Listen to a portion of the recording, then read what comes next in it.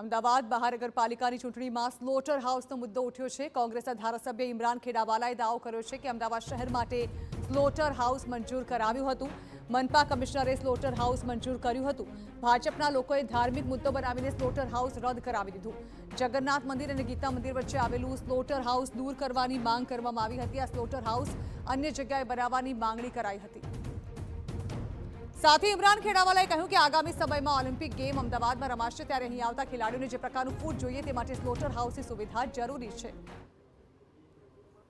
ખાલી જમાલપુર માટે નહીં પણ અમદાવાદ શહેર માટે સ્લોટર હાઉસ મંજૂર કરાવ્યું હતું। એ સ્લોટર હાઉસ કોર્પોરેશનના નિયમો મુજબ મ્યુનિસિપલ કમિશનરશ્રીએ મંજૂર કર્યું હતું, પરંતુ ભારતીય જનતા પાર્ટીના લોકોએ ફક્ત એક રાજકીય મુદ્દો બનાવીને, એક ધાર્મિક મુદ્દો બનાવીને આ રદ કરાવી દીધું।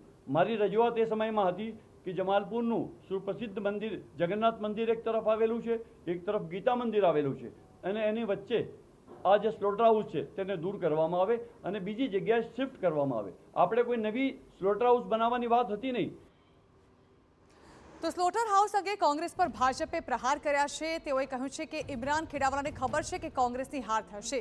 ખાડિયા, દરિયાપુર, શાહપુર અને બહેરામપુરા કોંગ્રેસે સફાયો નક્કી હોવાનું કૌશિક જૈને જણાવ્યું। તેઓ એક સ્લોટર હાઉસ મુદ્દે ખેડાવાલા તૃષ્ટિકરણની રાજનીતિ કરે છે તેવા આક્ષેપો પણ કર્યા।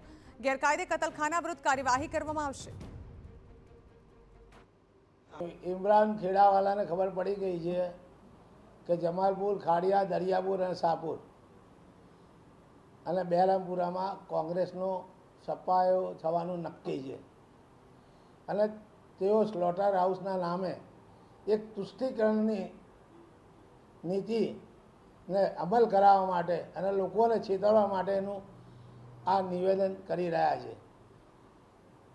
આ સિટી વિસ્તારના અંદર હવે ભારતીય જનતા પાર્ટીના દરેક વોર્ડમાં ઉમેદવારો જીતવાના છે એવું નક્કી થઈ ગયું છે।